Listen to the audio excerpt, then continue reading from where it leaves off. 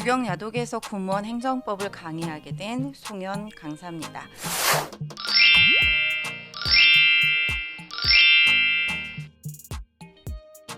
자, 여러분들의 행정법 제가 고득점 할 수 있도록 도와드리도록 할게요.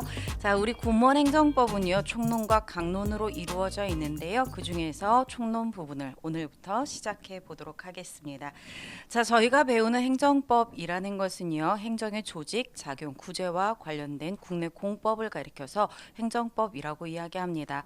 자, 그렇다면 실제로 행정이란 무엇이냐, 또 행정이라는 관념은 언제부터 등장을 했느냐, 이런 것들에 대해서 우리가 살펴보자라는 거예요.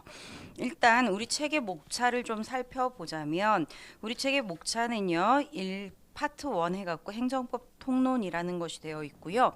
또 파트 2에서는 행정작용법이 지금 기술이 되어 있습니다. 또 파트 3에서는 행정법상의 실효성 확보 수단이라는 파트인데요. 이 편에서 행정작용을 하면서 의무를 부과했을 때, 의무를 이행하지 않거나 또는 위반했을 때에 그 실효성을 확보하기 위한 수단들을 적어놓은 것이 바로 파트 3이라고 보시면 돼요. 그런데 이러한 파트 2나 파트 3에 의한 작용들에 의해서 국민들의 권익이 침해될 수 있다는 거죠. 자, 이렇게 권익이 침해됐을 때 이 권익을 구제하는 것, 이게 바로 파트 4에 나와 있는 내용이다라고 보시면 되는데요. 이렇게 총론 부분에 있는 것들은 이제 가장 기본적인 내용들이라고 보시면 되고요. 강론은 특별 행정작용법이라 그래서 이제 개별 행정법들, 뭐 예를 들면 경찰 행정법이라든가 공무원법이라든가 또는 국가조직법이라든가 뭐 여러 가지 것들이 들어가 있다라고 보시면 됩니다. 물론 다행히도 우리 공무원 시험에서는 강론이 그렇게 많이 출제가 되지는 않아요. 그러니까 너무 걱정은 안 하셔도 되고요. 총론을 위주로 공부를 하시면서 강론을 조금씩 공부를 하시면 아마도 고득점을 하지 않을까라는 생각이 듭니다. 전에 OT에서도 말씀드렸지만 점점 지문은 길어질 예정입니다. 왜냐하면 문제가 오픈되기 시작했고, 그럼 변별력 확보라는 가장 중요한 문제가 대두가 되기 때문에 당연히 이제 좀 지문도 길어지고 법조문이나 판례의 비중도 높아질 것으로 예상이 돼요. 그러니까 여러분들도 기본 이론을 하면서 동시에 또 기본 출제 판례들도 여러분들 같이 살펴보시면 좋을 것 같고요. 1편은 말 그대로 통론입니다. 우리 영어로 치자면 알파벳 정도라고 생각하시면 되고요. 알파벳, 문장 구조, 뭐 요 정도 기본적인 내용이라고 보시면 돼요. 그러니까 여러분들 1편은 지금은 비중이 좀 높은 편이기는 하지만 그래도 1편에서 나오는 내용들을 하나하나 잘 잡고 넘어가셨으면 좋겠습니다.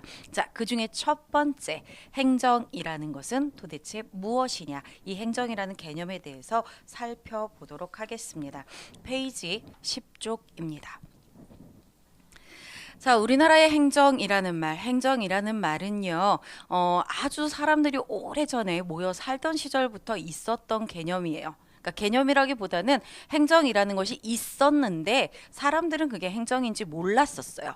그러다가 나중에 근대 입헌 국가가 되면서 국가의 권력이 나눠지기 시작했거든요. 그때부터 등장한 개념이 바로 행정이라는 개념이다라고 보시면 됩니다. 자, 따라서 첫 번째 제목 보시면요. 행정이라는 관념은 역사적으로 성립이 되었다라는 표현을 쓰고 있어요. 바로 1789년 프랑스 대혁명 이후에 국민 주권주의라든가 성문법주의, 법치주의, 국민의 기본권 보장, 권력 분립주의를 채택한 근대 입헌주의 국가가 성립되면서 권력 분립 원칙과 함께 발전해 온 역사적인 개념이다. 이렇게 이야기합니다. 자, 무슨 말인지 하나도 모르겠어요. 자, 전제 군주 시절에는요. 왕이 모든 권한을 행사했다라는 겁니다. 따라서 왕이 법을 만들었었고요. 또 그걸 집행했고요. 또 그에 따라서 재판까지도 모두 행했었다라는 겁니다. 그러다 보니까 국민의 기본권을 침해하는 것들이 굉장히 많아졌다라는 거예요. 그래서 시민혁명이 일어나면서, 이렇게 대혁명이 일어나면서 왕이 가지고 있던 권한 중에서 일부를 나누게 된 거죠. 그래서 처음에 일어난 것은 이권 분립이라는 것이 이루어지게 되는데 그 배경이 뭐냐면 대혁명이 일어나면서 시민의 대표기관이 만들어지게 돼요. 이 시민의 대표기관을 우리 뭐라 불렀냐면 의회라고 불렀고요. 이들이 법을 만들어서 왕한테 갖다 주는 겁니다. 그러면 자, 왕이 가지고 있던 권한 중에서 입법권이 이렇게 빠지게 되는 거죠. 의회가 이 입법권을 가지고요. 나머지 부분을 행정이라고 부르기 시작해요. 그래서 이렇게 권력 분립이 일어나면서 행정이라는 개념이 등장을 하기 시작한 겁니다.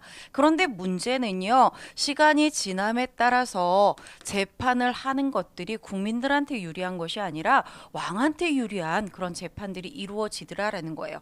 그래서 이렇게 두 개로 나눴던 것을 다시 나누게 된 거죠. 세 개의 권력으로 나누기 시작했고요. 자, 이들이 생각할 때 이 권력 간의 균형을 유지하기 위해서는 왜 힘이 어느 한쪽으로 쏠리게 되면은 당연히 그쪽으로 집중이 되고 남용이 되고 문제가 생길 수 있다는 거지. 그래서 이 사람들은 똑같이 나누는 데에 초점을 맞추게 돼요. 그리고 똑같이 나눠야지만 서로 힘의 균형을 유지할 수 있다. 이렇게 얘기를 했던 거죠. 그래서 입법권, 사법권, 그리고 나머지를 행정이라고 부르고요. 어떤 기능이나 동태를 중시하지 않고 그냥 힘을 똑같이 나누는 데에 목표를 두고 있었다라고 보시면 됩니다.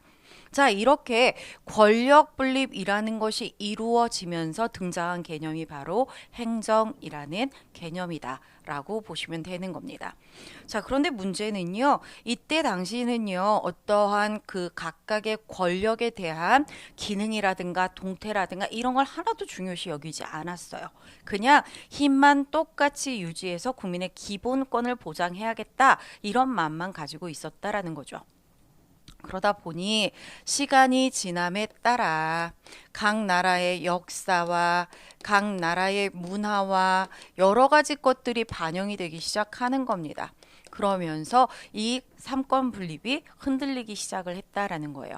그래서 최근에는 기능이라든가 동태를 중시하는 방향으로 권력 분립이 다시 이루어져야 된다 이렇게 주장을 하고요. 10종 맨 밑에 나온 것처럼 레벤스타인이라는 사람은 정책 결정, 정책 집중, 정책 통제라는 방법으로 권력 분립이 다시 이루어져야 된다라고 이야기를 하게 되는 겁니다. 자, 이때의 중요한 건 과거에 있었던 이러한 권력 분립이나 또는 새롭게 기능이나 동태를 중심으로 하는 이런 권력 분립은 둘 다 추구하고 있는 궁극적인 목적이 똑같아요. 바로 국민의 기본권을 보장하겠다라는 이러한 궁극적인 목적을 가지고 권력 분립이 이루어지기 시작한 것이다. 이렇게 기억을 해두시면 되겠습니다. 자, 어쨌건 행정이라는 개념은 어디서 시작된 거? 권력 분립이 이루어지면서 등장한 개념이다. 또 권력 분립은 국민의 기본권을 보장하는 데 궁극적인 목적을 가지고 있다. 이렇게 기억을 해두시면 되겠습니다. 자, 그렇다면 우리나라도 이런 권력 분립 원칙을 채택하고 있는가가 문제가 되는데요. 우리나라는 역시 우리나라 헌법에서 권력 분립 원칙을 선언하고 있습니다. 자, 예를 들자면 헌법 제66조 제4항의 규정을 보자면 행정권은 대통령을 수반으로 하는 정부에 속한다라고 되어 있어요. 자, 행정권은 어디에? 정부에 속한다라고 되어 있습니다. 두 번째로 헌법 제40조를 보면 입법권은 국회에 속한다라고 되어 있어요. 또 헌법 제101조 1항에 보면요. 사법권은 법관으로 구성된 법원에 속한다라고 되어 있어요. 그래서 행정권, 입법권, 사법권이 우리 헌법에 의해서 나눠져 있는 것을 볼 수 있고요. 각각의 기관들에 속해 있는 것을 볼 수 있습니다. 따라서 우리나라도 이렇게 헌법에 의해 권력 분립 원칙을 채택하고 있다라고 보시면 되겠습니다.